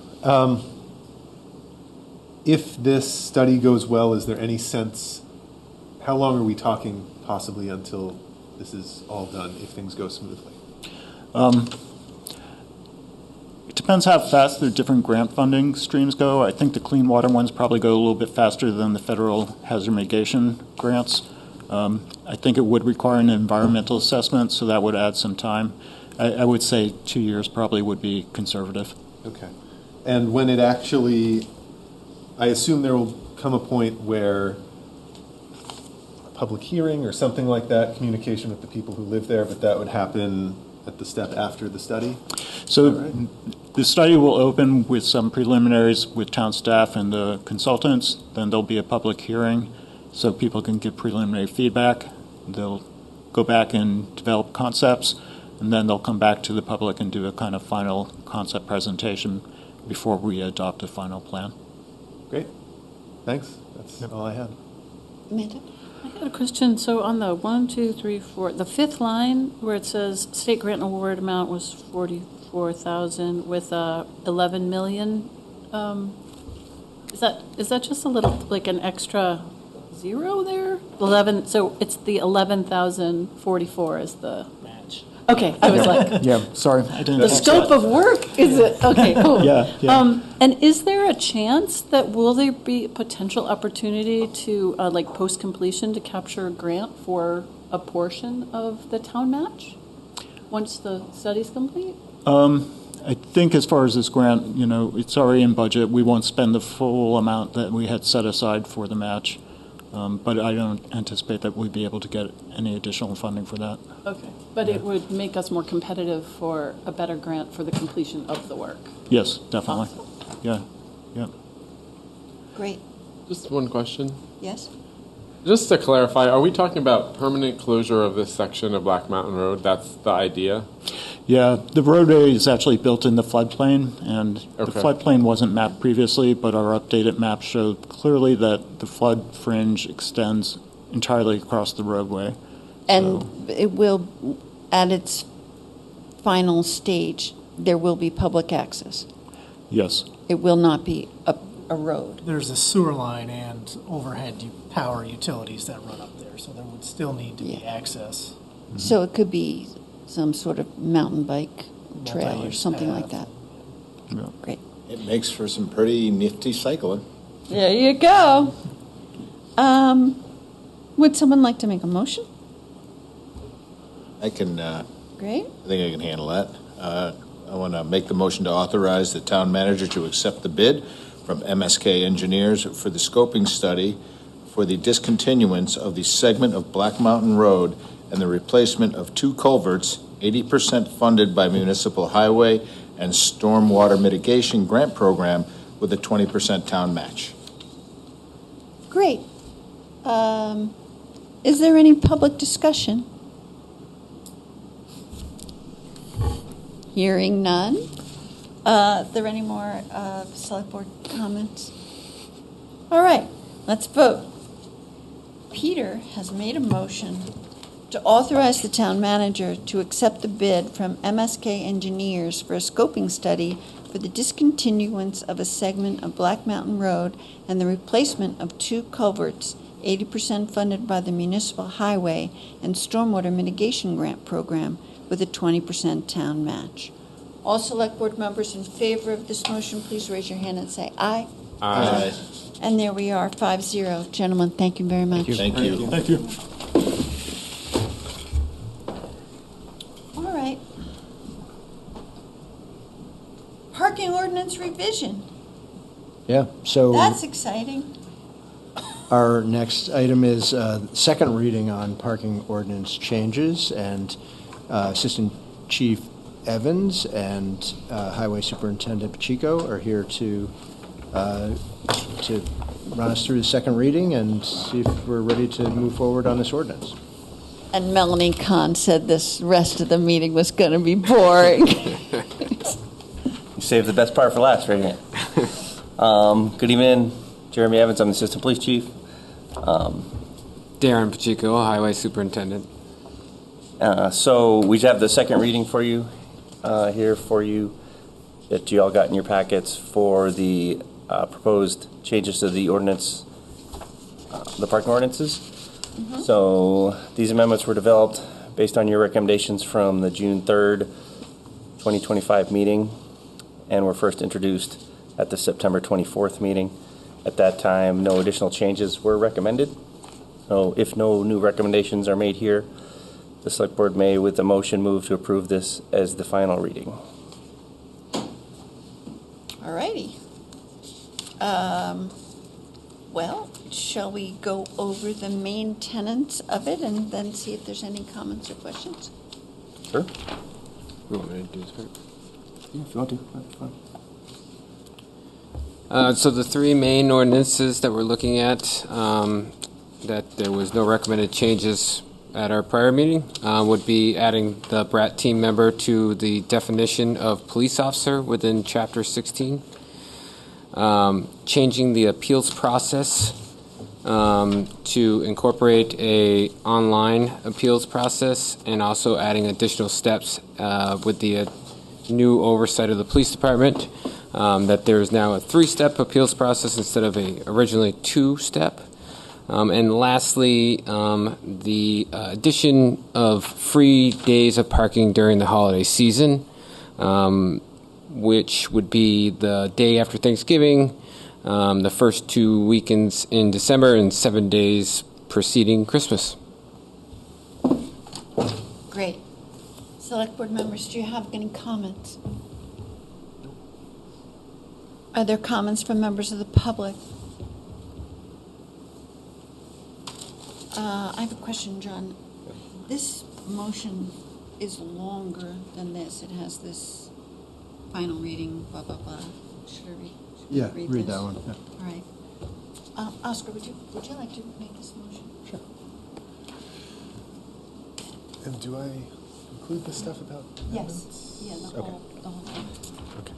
I move that the Select Board approve the ordinance amendments to Chapter 16 Traffic as presented and adopt them as the final reading, with the amendments to be incorporated into the town's ordinances as directed by the Select Board.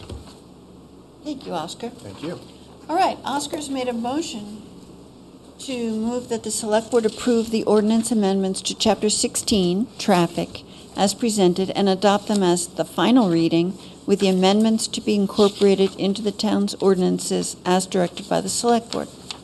All Select Board members in favor of this motion, please raise your hand and say aye. Aye. There we go, 5-0. Thank you, gentlemen. Nice Happy work. Thank you Thursday. so much. It's Quick a and easy. touchdown, finally. It was like, got there. The swiftness It's of our awesome. Such hard work. That was a does not process. indicate that we think any less of your work. All right. Dick is yawning. We better hurry up. The last item is regional. two more. Oh, there's two more. Regional assessing districts. Jennifer? Yes, Jennifer Burnell is here to join us to fill us in on the regional assessing districts concept. Good evening, everybody. I hope to be brief. I just wanted to give you a little update on what the legislature has. Jennifer, I think you need to speak directly into the microphone. Okay. I'm Jennifer, Town Assessor. And I'm here to give you just a brief update on the regional assessing districts. The legislature in 23 passed Act 68, which it was a long conversation about the state taking over reappraisals. And that was what came out of the conversation was for towns to be reappraised townwide every 6 years. There is an ability for towns to do a statistical update in between those 6 years, if necessary. And for the common level of appraisal to be removed as the trigger for reappraisals, for the state to mandate a reappraisal.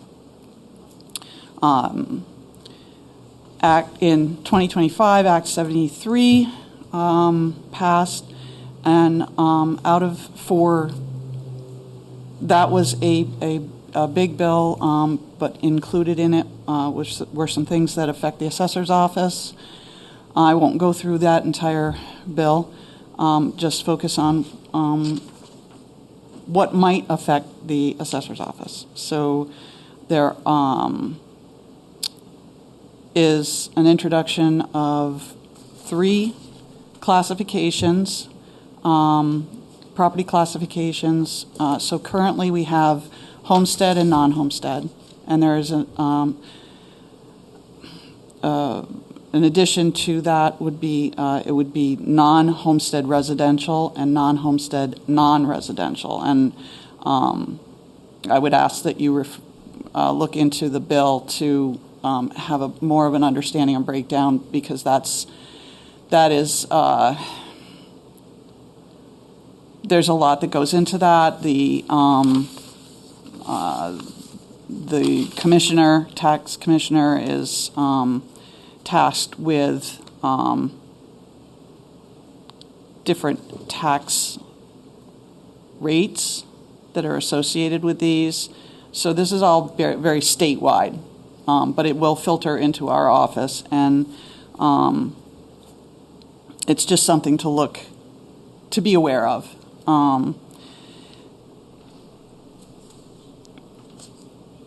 Within the bill, I just have to say that at the end, school districts that are being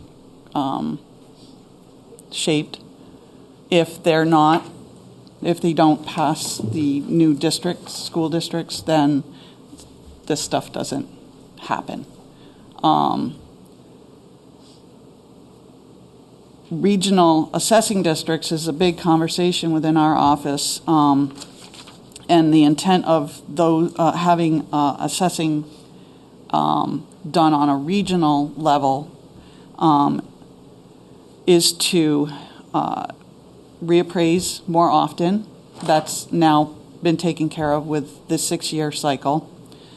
There was no timeline other than the triggers of the CLA and the COD originally. So now we have the 6-year cycle. The other intent is for property data collection to be standardized. Some of that is coming from standardizing computer mass appraisal systems. There are, I think, 5 currently used in the state of Vermont. That conversation is right now a talk of one CAMA system, but the vendors have been asked to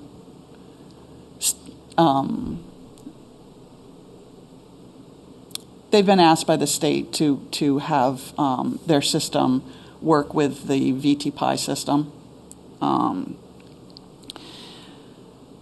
And the third is for training within assessor and lister offices. The regional assessing districts, or the RADs, right now it's mapped out countywide. They're taking 4 different towns and combining two.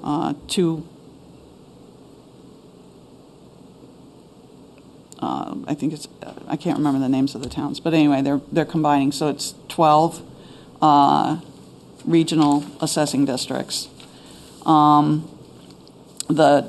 director of PVNR was asked to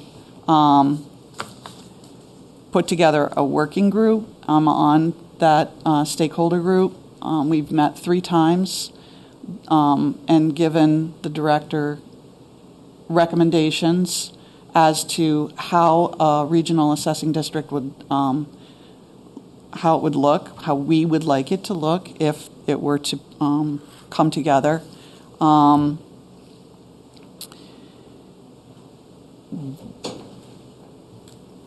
What it would look like for appeals on a regional level, and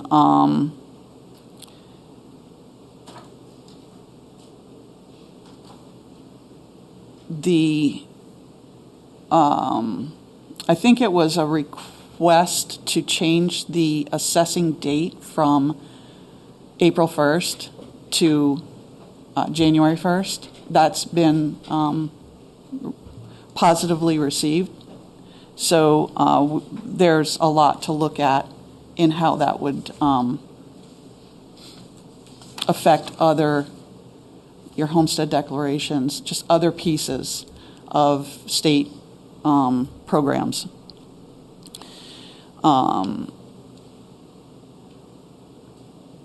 We've made other recommendations as well, and we have one more meeting. I guess we're going to look at the report that will be presented in January to the legislature. The other important piece for Brattleboro to be aware of is the training. They're trying to professionalize lister and assessor offices.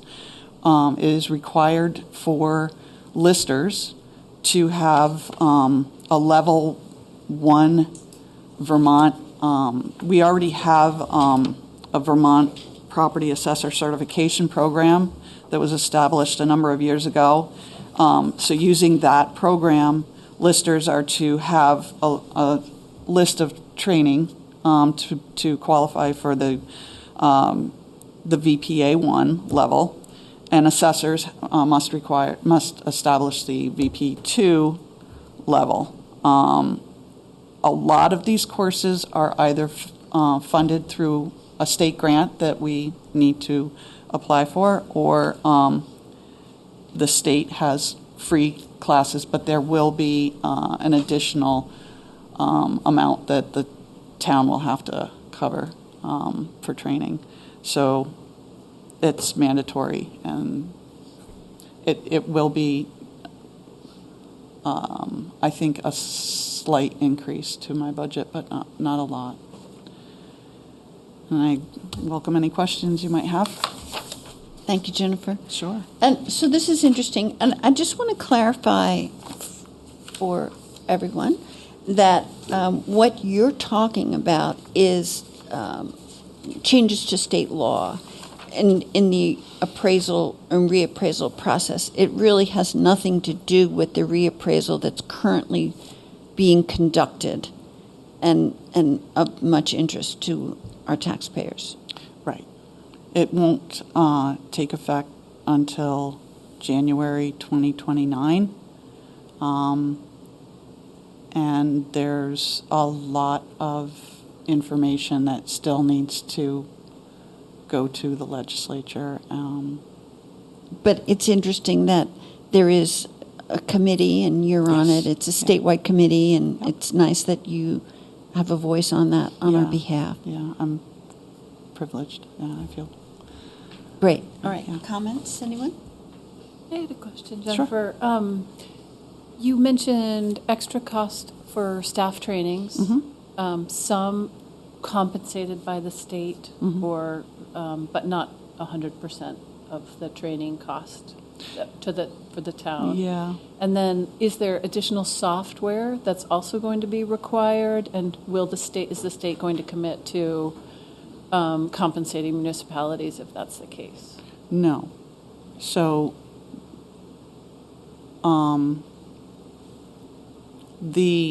we have a new CAMA software coming for the during the reappraisal. We'll be switching from an old CAMA system to a new CAMA system, but the training requirements, they're understanding the ethics of assessment. There's bias training. There are levels of understanding assessment, how to data collect and how to value properties. So that's professionalizing, but not an additional piece of software that is coming into our office. So not a large anticipated budget. Correct. And also, do you have concerns that during the retraining process that there will be a scarcity of listers that are actually fully qualified to do their job, or? I'm not concerned about Brattleboro. Okay. Great.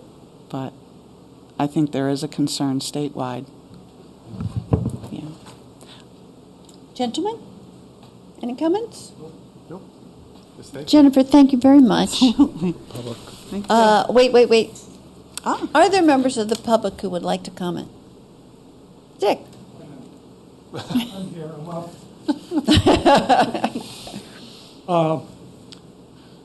The state's going through, obviously, we're all aware of the reorganization of the school districts. And I believe the number is 5, that there will be 5 districts, what they're looking at? Or is it a larger number than that? I haven't a guess. Do you? They are working on that now. So there are task force. There's right. Yeah. I mean, I'm following. I watch the news. Yeah. So. So, do you have anything on, like what I thought I saw one drawing that showed us going to Wilmington and then north. up into Bellows Falls. As far as school districts, I couldn't say. And I know that so the conversations that we're having for this regional assessing district, how that would look is we're looking at recommending it to be in line, or some are anyway, in line with the way the school districts. So a lot of it will depend on how that shapes. It might not. Will every district that's within the larger district, every town, have to have been reappraised by the time this all starts? No. No. Any other members of the public? Is there anyone online? Okay, you stumped us, Jennifer. Thank you. Thanks, Jennifer. Thank you. Let's see. Monthly budget update for August. Yeah. So the Finance Department has provided you with an August 2025 finance report. It has line item details of activities in the town's general fund as well as utilities and parking funds. With 16.7% of the fiscal year completed, we are pretty much on track with revenues in general fund annualized. We are at 15.7% of budget, and expenditures are slightly below the expected amounts when it's prorated at 15% of the annual budget. Total revenues in the general fund are $20,177,119, and total expenses are running at $4,415,388, with a surplus of $15,761,731. And currently, as of August 31st, cash balances in the general fund totaled $17.1 million. In the total revenues of $20 million, approximately 14.8 of those are receivables, which include general receivables, EMS receivables, current and delinquent taxes, net of school taxes and interest and penalties, as well as solid waste bag revenue. A few things that the Finance Department called out worth noting are that utility costs are rising, and we are likely to exceed on budget for utilities in fiscal 26. They're projecting that. We're also projecting that overtime budgets, especially with the fire, police, and dispatch, are also running over current spending, and so we'll be keeping an eye on that. Utilities fund, with 16.7% of the year completed, revenues are running at 15.5% and expenditures at 10% of annual budget. So total revenues in utilities for the fiscal year are running at $1.1 million, and expenses are at $724,000, with a surplus of $376,000. In the parking fund, revenues are running higher than expected at 18.6% of the annual budget, and expenditures slightly below at 13.2%. So there, in the parking fund, we have total revenues of $190,000, total expenses of $135,000, and a surplus of about $55,000. There's also a loan report, a grant report, and a transfer report included in the financial report, and happy to try to answer any questions if you have any, and Great. If I don't know the answer, I will get you the answer. Great. Go ahead, Isaac. Thank you for sharing these areas worth notation. That's very helpful. The overtime budgets for police and fire and dispatch, we saw significant increases in the staffing and for both police and fire this past spring when we worked on this fiscal year's budget, and with the creation of new positions, and in the case of fire, the idea was this is going to reduce the overtime costs that we were seeing from last year that were not expected. Can you speak to why we're seeing these increases despite those decisions that we made?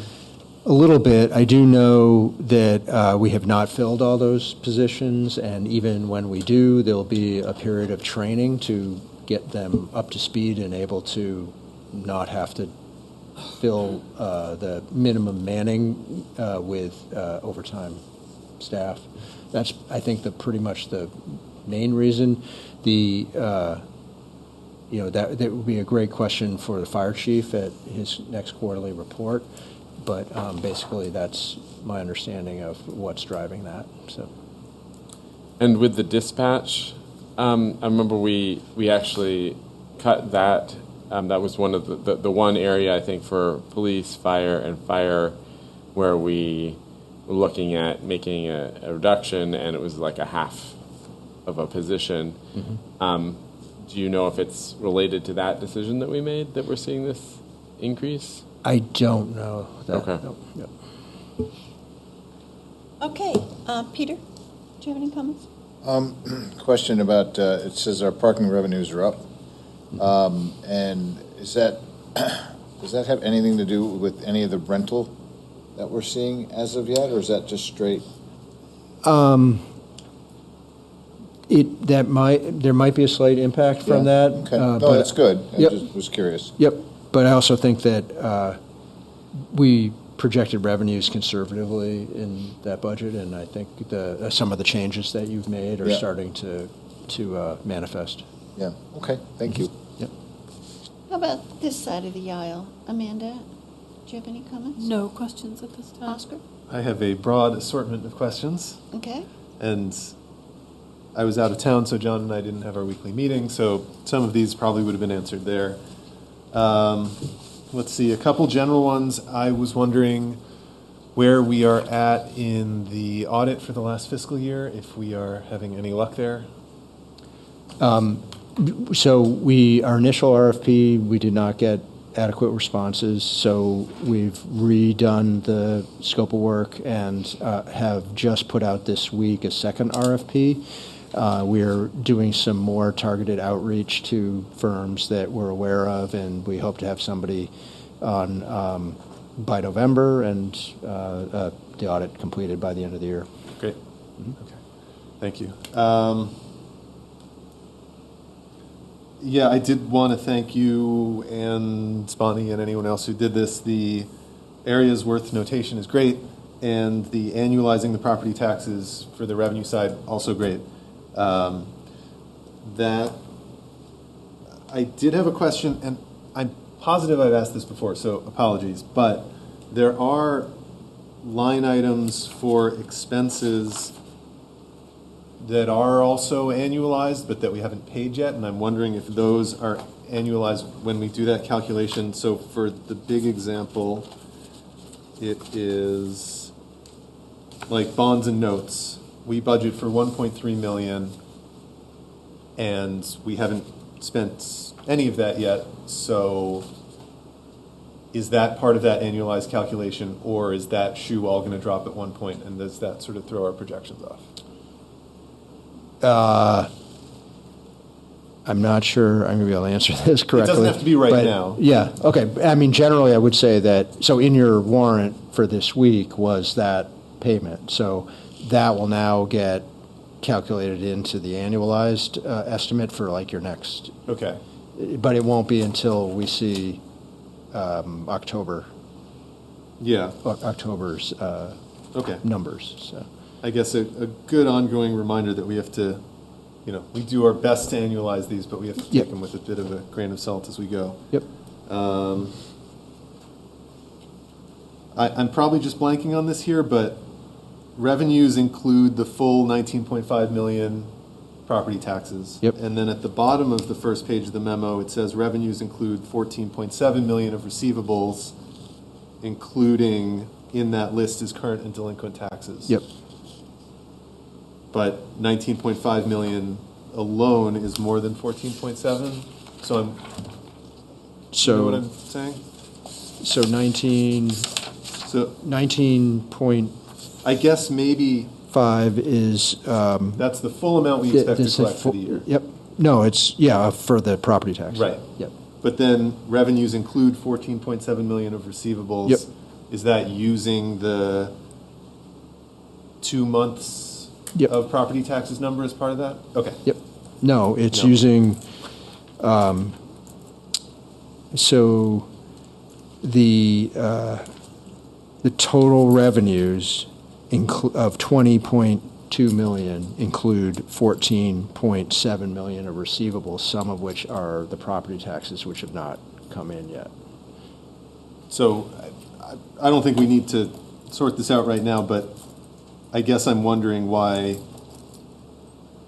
there aren't 19.5 million of receivable taxes, like why that second number is relatively low.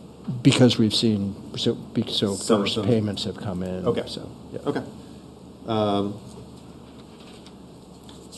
Great. Okay.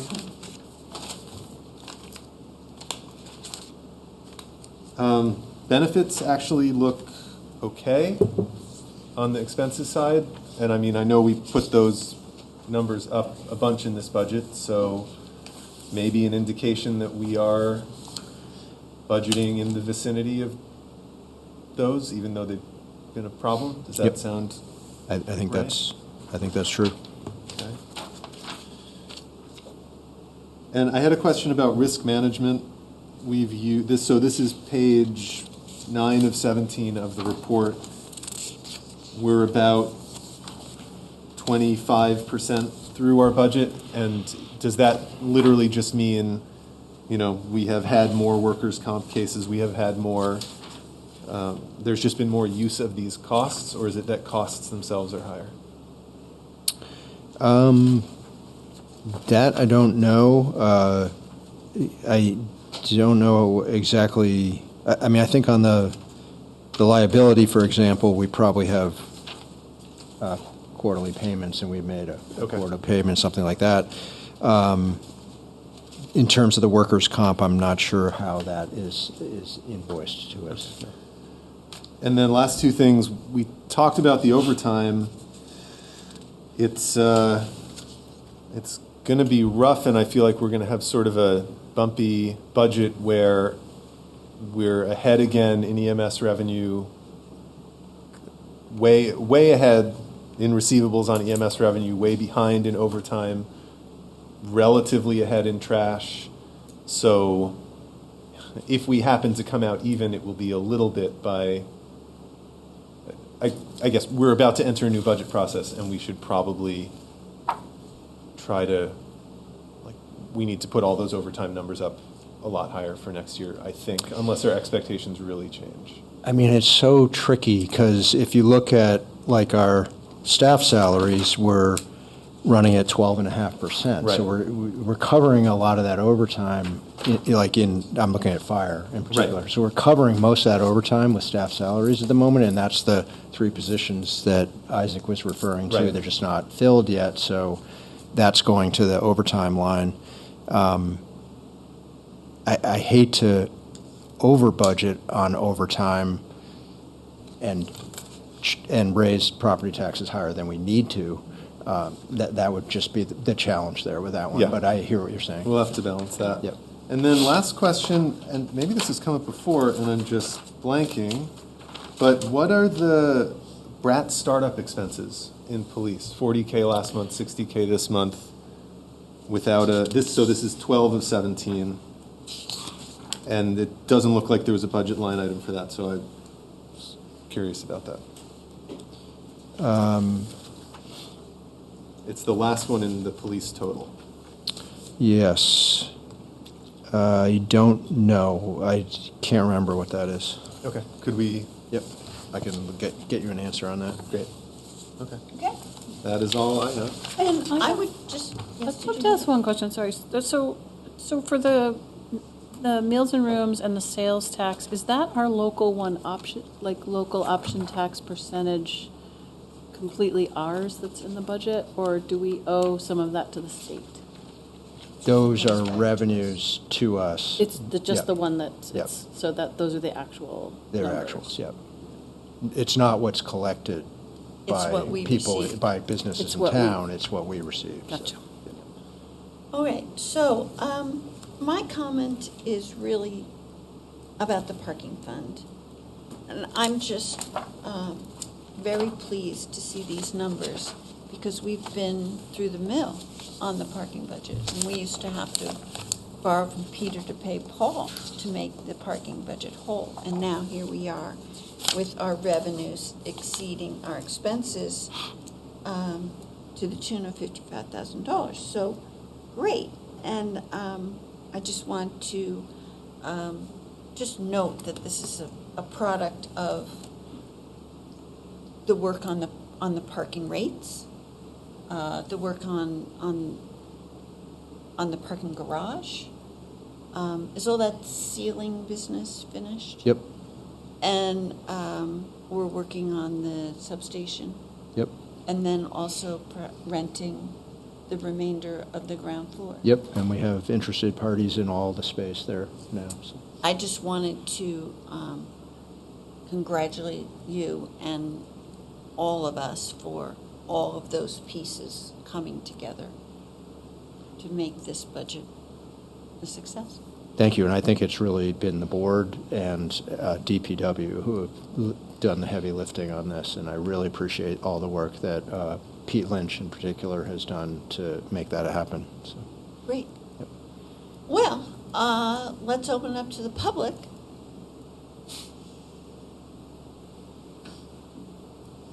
It's you, Dick. You don't have to look behind you. First question actually has to do with the HR director has finance director attached to her title. Is she being compensated for that? Yes, we're paying a small stipend to help cover that need in the finance department for people management. Well, I certainly would like to know how small that is, if you can have that for the next meeting.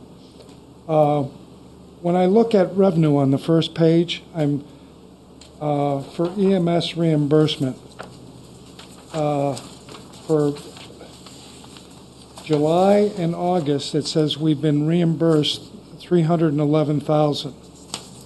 Is that a rollover number from 2025 where we billed? Last year when we tried to get numbers for the first couple of months, we were told we don't get reimbursed for 90 days, up to 90 days. So how do we come up with $311,000 here for the first 2 months, unless it's possibly a rollover from where we had billed in 2025 and it has come in and it's part of this? Do you know the answer to that? Yeah, or that's correct. That's what it is. That's what it is. Yep. Wait, can And you why? ask And that then again? I guess my follow-up would be, why isn't that revenue applied to 2025, where it would allow the town possibly to have a surplus, because it's billed in 2025? There's a cutoff at which point we can't do that anymore. I forget when it is now, but this is all revenue that's come in since that cutoff, where, like, from an accounting standpoint, we can no longer apply it to the previous year. Okay, and then my questions are pretty much primarily for fire overtime and police overtime, and I have a huge concern about both. But I look at the staffing on the police department, and they're fully staffed. And is there something in the contract where they're getting all this overtime now? I mean, I am really baffled, and you should be too, why this number is so high. 2 months, this is only July and August, and it's at $21,000. And then when I look at the fire department, again, July and August, and it's $91,000 or $92,000. And so we're probably over budget right now as we sit here in the fire department overtime. And I believe, my own personal feeling is that the board bought a bad bill of goods in terms of hiring 3 new fire officers, to mitigate this overtime by at least $100,000. I believe that was the number that was thrown out. And that's not going to ever happen, because you're never going to be fully staffed. You're always going to have, you have a retiree. We just had a captain retire. And I believe there's a fireman leaving to go to another town. And we're always going to have somebody out sick or on vacation. And so we hired 3 new staff members. I think you really have to relook at how we handle these callbacks. And I think that this board and the administration needs to get together with Rescue, reestablish a relationship, so they might, and get a contract with them where they would be part of, there's a 3rd ambulance call out, they would respond to the call versus us sending people out and having to call people in.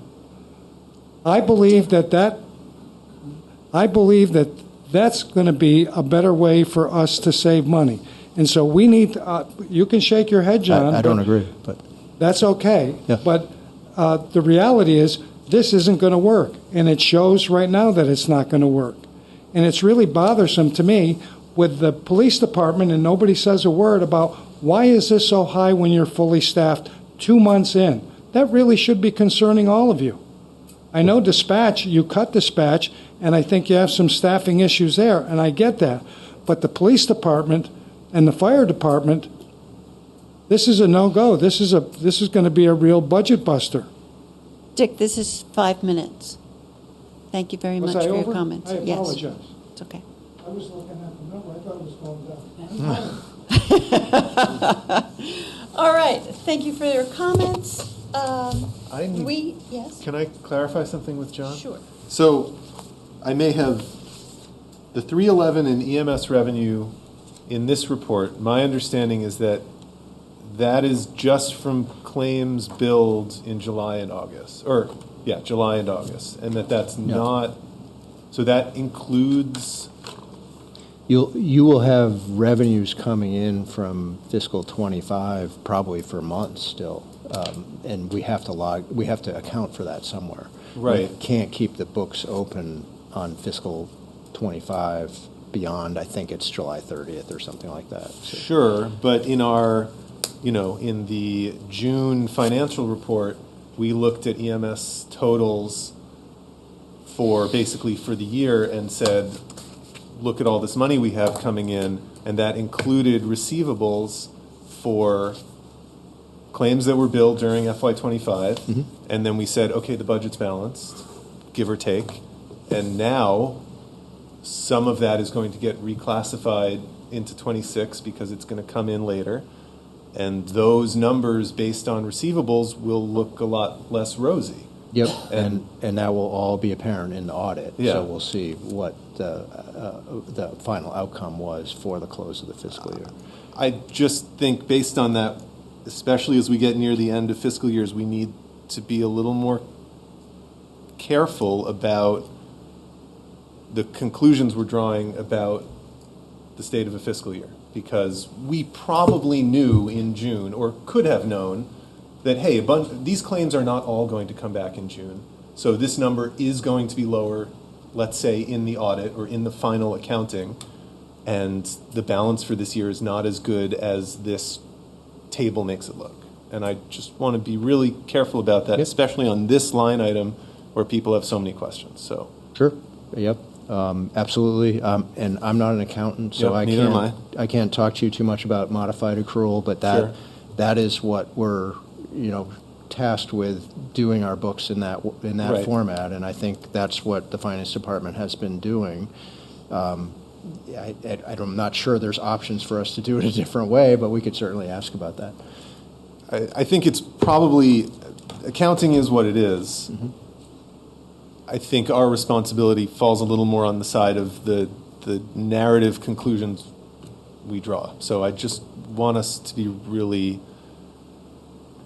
careful there, and well, we'll have another opportunity in 8 or 9 months. So basically, you're saying like let's count things either in one fiscal year or the other, not be double counting this. yeah, and we're not going to double count them in the end, but it does lead to a July 1st moment of look how good our revenue was in FY25, and then later, predictably, it's not quite as good. So that's the thing I want to be really sensitive to. So. Okay, duly noted. Anyone else in the public wish to speak? No? Anyone on the line? Let's make a motion and approve, to approve this report. Someone like to do that? A motion that we accept the financial report as presented. Great. Peter has moved to accept the financial report as presented. Select board members in favor, please raise your hand and say aye. Aye. There's 5-0. One more motion. Who I wants motion make to it? adjourn. Peter has moved to adjourn. All in favor, say aye. Aye. All right. Thank you, Seth. Thank you, BCTV. Thank you, the members of the public.